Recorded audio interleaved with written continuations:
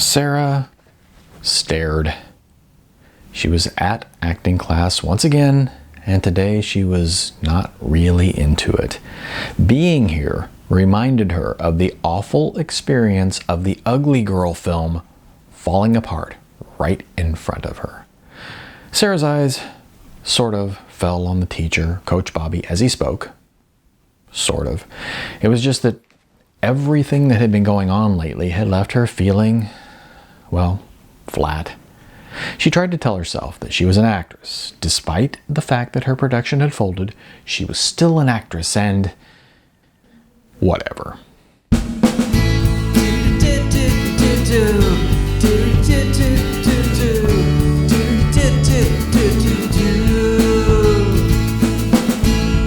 Hi, I'm Neil A. Yeager, and today I'm reading from my novel, Non-Hollywood. If you're liking these videos, please subscribe to my YouTube channel. In case you don't know, YouTube pays attention to how many subscribers you have, and the more subscribers you have, the more often your videos are shown. So if you're liking these videos, it would help me a lot if you would hit that subscribe button. Thanks. This is chapter 40, The 40-ish Male Model. On the other side of the room, she noticed I'm not really an actor Jeremy chatting up Tracy, the model. Surely he wasn't attempting to persuade Tracy, the making big bucks posing for big name product advertisements Tracy, to do the intense naked monologue that he had written. Sarah was pretty sure that although Tracy didn't seem to have an excess of mental wattage, she would still know that her particular nakedness would be worth a whole lot more than what Jeremy's budget would allow. Coach Bobby was just going through his usual start of class routine, wherein he mentioned any acting jobs recently landed by people in the class. And this time, Coach Bobby was pointing to someone he'd never pointed to before, a paunchy, middle-aged man who was seated in the second row. Coach Bobby said, "And Larry here has, as I understand it, got himself a film role." "Yeah," said Larry, "it's a movie. And, well, I'm playing the father of the main character. The premise is that he's, the main character, that is, he's gotten into drugs and such, and I'm the father. I'm this law-abiding suburban guy, and I'm disappointed in my son." Bobby interjected with a "Wonderful!" Sarah found herself losing what little interest she had in this little exchange. Her thoughts began to wander as she began to wonder what she was going to say to her ex-boyfriend Mitchell the next time that she saw him. His career was going along just fine, and presumably his love life was as well. She was going to have to admit to him that her first real acting gig had gone down in flames. Great. How about another scoop of humiliation? She looked up to see that middle-aged Larry was still talking about his role. Larry continued, It's a start. It's one scene, couple of lines, and it's a no-budget thing. I'm not getting paid." "Well, that's okay," said Coach Bobby cheerfully. "At least you've got modeling to pay the bills." Sarah flinched, abashed, and shot a quick look up at Bobby. She had never imagined him as the type to make such a mean comment about a student. To make a comment like that to a balding, overweight 40-something guy who was certainly no male model. Sarah had never known Coach Bobby to be anything but encouraging to his students, no matter whether those students had any chance as actors. So what was that modeling crack about? Sarah made a mental note to remember that Coach Bobby apparently had an acid side. She looked over at Larry, who seemed to be taking the insult in stride. He laughed a small laugh and said, "I'm not giving up modeling, believe me." Throughout the class, Sarah found herself just unable to get into it.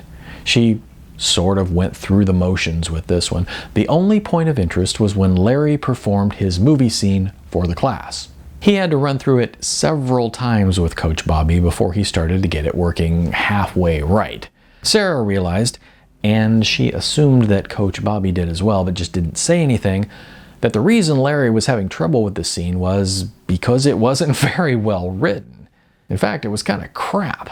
But it was a role, And just getting a role, even a crappy one, had to be an achievement for someone like Larry. Hell, if Sarah was having difficulties breaking in due to her looks, she could only imagine what it must be like for paunchy, balding Larry. After what had seemed an eternity, Coach Bobby brought the class to a close the same way that he always did, with the words, "As always, persevere." As class broke up, Sarah hung back until she saw Larry headed toward the door. "Hey," she called to him, "you were really starting to get it there near the end." "Thanks," replied Larry with a smile. "It's fun to do, isn't it?" Fun?" Sarah asked. "Acting," said Larry. "Acting is fun. That's why we're here, isn't it?" Sarah replied, "Honestly, I'd never thought of it that way before." And at that moment, she really had to wonder to herself why it was that she had never thought of it that way before. She continued, "But I guess that's your secret, huh, Larry?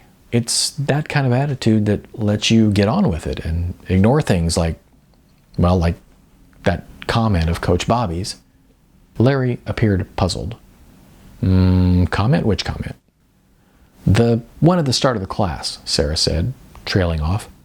Larry just looked at her, seemingly unable to recall the comment she was talking about.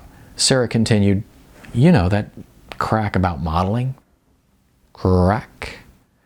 "Yeah, it's kind of like a don't quit your day job kind of comment, only worse, saying that your day job is as a model to someone who's not a model." "Ah, I see," said Larry. "Yeah, that would seem like a mean thing to say to someone who isn't a model. But the thing is, I am a model." Sarah paused, then said, "Excuse me?" Larry laughed and said, I'm sorry, I thought everyone knew that about me. Modeling is my day job." Sarah chuckled. Good joke, she thought, as she gave Larry a quick once-over. The gut that hung over the belt, the softened jawline, and the receding hairline. This guy a model? She said, "You're telling me that you're a model?" "Yes." "You?" "Me." "Right." "Aren't you kind of..." She shrugged and pointed vaguely at his gut. "Fat and old?" he said. "Yes!" she exclaimed. No, I'm sorry, I didn't mean... Well, I did mean yes, just not so... exuberantly?" asked Larry. Rudely. Larry laughed, then said, "I've got my portfolio out in my car. Let's go grab a cup of coffee. I'll show it to you." And how exactly could Sarah refuse that? At the coffee shop, Sarah was astounded to see that Larry had in fact carried in a large bound book, which certainly had the look of a portfolio, and a rather thick portfolio at that. Larry opened the book. The opening image was a full-page magazine advertisement featuring Larry, dressed as a farmer, astride a big green tractor. He said, "This is my best-known campaign, John Deere. Ran for almost 6 years. I was in their ads," and he flipped through the page after page, Farmer Larry with various pieces of large green machinery. And brochures, and these posters that they had in the dealerships. Larry looked up at Sarah's astonished expression. "I know we're in LA, so you've probably never seen these. But if you lived in a rural area, you would have seen these so much as to be sick of them." He smiled wistfully and continued, "Yeah, John Deere has been very good to me. John Deere paid for my house." Sarah said, "So you're like famous in the Midwest?" "Famous? Well, hardly. How often do you notice the people in ads? They're just, the people in the ads. The ads are about the products. You're not supposed to notice the people," he said. "Anyway, these aren't running anymore. They changed campaigns, which happens all the time, but that one had a good run. Like I said, almost 6 years." Larry flipped back a few more pages. Here's me as a carpenter. Here I'm cleaning carpets. Here, this is the good one. Chevrolet. Here I am handing the car keys over to my ecstatically happy daughter. Let's see, here's another one with tools. I've done a lot of power tools, which is kind of funny, seeing as I'm a total idiot when it comes to fixing things. Larry smiled down at the portfolio. Oh, and I went through this phase about 10 years ago where I thought that I wanted to do more white-collar type ads. So, here's me in a suit and glasses, and ta-da! Suddenly, I'm an investment advisor. That one actually ran in the Wall Street Journal, but I came to realize that my strong point is as a handyman type, for whatever reason. Sarah began hoarsely. So you really are a model? Really am. Professionally, as in that's what you do. Larry laughed again. I haven't had a real job in over 20 years now. Larry, said Sarah, you, my man, are my new hero.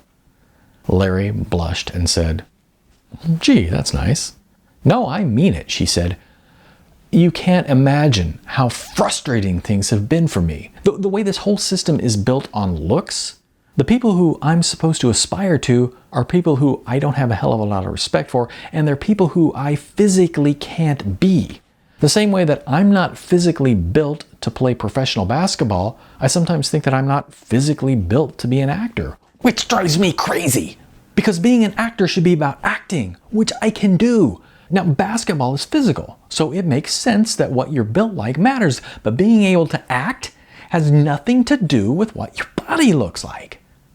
Sarah paused, then followed Larry's gaze, which was on Sarah's hands, both of which were clenching the table tightly as she leaned forward across its surface, as if she were about to leap across the table and do some violence to somebody. She realized that at this particular moment she probably looked like one psycho scary mama. She relaxed back into her chair and said, sorry, I got a little ranty there, didn't I? It's okay, said Larry. I understand the frustration. Now, I'm just lucky that since I couldn't be Mel Gibson, I could still be the John Deere guy. My hero, the John Deere guy, said Sarah. She looked him over again. Then something suddenly struck her. She shook her head and said, human beings sure are funny things, aren't they, Larry? Pardon? I just realized that a few hours ago I was doing to you exactly what I've been complaining about people doing to me. You didn't look like my conception of a model, so I didn't think you could be one, which is exactly why people think I can't be an actress. It's funny, I suppose. But you give me hope, Larry. You give me hope. Might be able to give you more than that, said Larry. I have lunch with my agent the first Tuesday of every month. Why don't you come along? We'll see what she thinks about me as a model. I can honestly say that's something I never aspired to be. Oh, and did you aspire to wait tables? He asked. Now, how did you know I wait tables? Larry fixed her with a look. Seriously? Did you just ask that question? Okay, yes, I'm a waitress, and no, it's not the career I'm after. It's just a day job. Well, as someone with experience in both food service and modeling, I can tell you which is the better day job. Sarah smiled. First Tuesday of the month. All right. It's a date, my new hero.